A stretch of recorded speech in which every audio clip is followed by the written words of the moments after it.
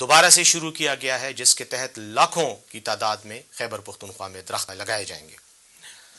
اس کے علاوہ رمضان پیکیج کے تحت 10 لاکھ خاندانوں کو مالی امداد دی جا رہی ہے تاکہ وہ رمضان میں اپنے خوراک کی، کھانے پینے کی اشیاء کی ضروریات کو پورا کر سکیں۔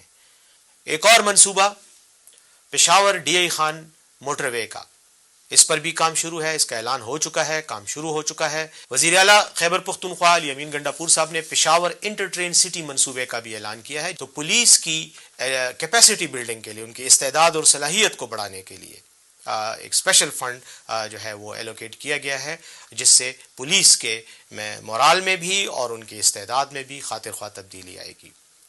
چونکہ عید قریب آ رہی ہے، وزیر اعلیٰ خیبر پختونخوا نے عید پیکیج کے نام سے 1 لاکھ خاندانوں کو مالی مدد دینے کا اعلان کیا ہے تاکہ وہ عید کی خوشیوں میں شریک ہو سکیں۔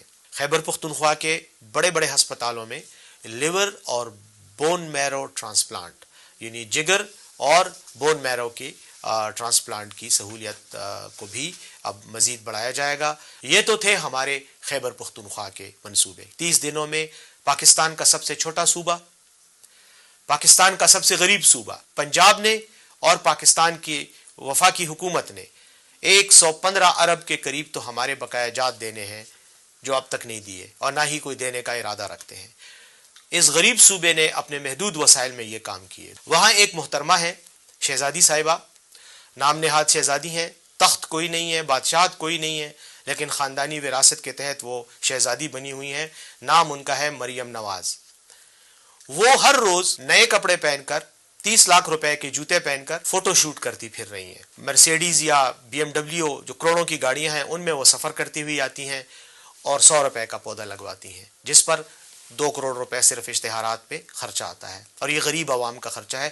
کاش وہ محترمہ یہ خرچہ اپنی جیب سے کرتی تو پھر مزہ آتا، لیکن بہرحال ڈرامے بازی میں کوئی اداکار اپنی جیب سے خرچے نہیں کرتے، ہدایت کار ہی کرتے ہیں۔ افسوس کی بات ہے کہ ایک شخص جو 3 مرتبہ وزیر اعظم رہ چکا ہے اور جو 4تھی مرتبہ وزیر اعظم بننے کا خواب لے کر پاکستان آیا، اور مزے کی بات یہ ہے کہ ان آٹے کی بوریوں میں سے آٹے کی بجائے چوکر نکل رہا ہے جو کھانے کے قابل ہی نہیں ہے۔ تو کم از کم اگر میاں صاحب کی تصویر ہی لگانی ہے اور ان کو اتنا ہی آپ نے شرمندہ کروانا ہے، تو کم از کم آٹا تو صحیح اس میں تھیلوں میں ڈالیں تاکہ لوگ کھا تو سکیں اور آپ کو دعا تو دے سکیں، لوگوں کی بد دعائیں تو نہ لیں۔ تو یہ ہے ہماری کارکردگی اور یہ ہے محترمہ کی کارکردگی۔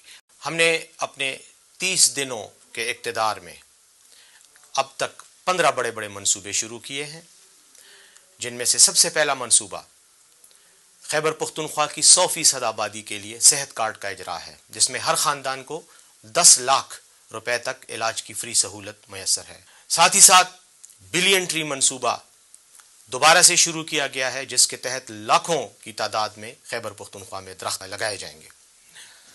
اس کے علاوہ رمضان پیکیج کے تحت 10 لاکھ خاندانوں کو مالی امداد دی جا رہی ہے تاکہ وہ رمضان میں اپنے خوراک کی، کھانے پینے کی اشیاء کی ضروریات کو پورا کر سکیں۔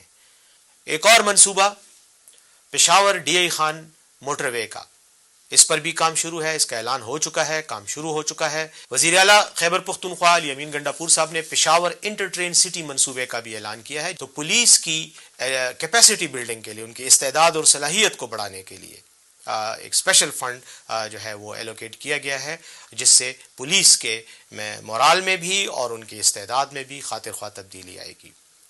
چونکہ عید قریب آ رہی ہے، وزیر اعلیٰ خیبر پختونخوا نے عید پیکیج کے نام سے 1 لاکھ خاندانوں کو مالی مدد دینے کا اعلان کیا ہے تاکہ وہ عید کی خوشیوں میں شریک ہو سکیں۔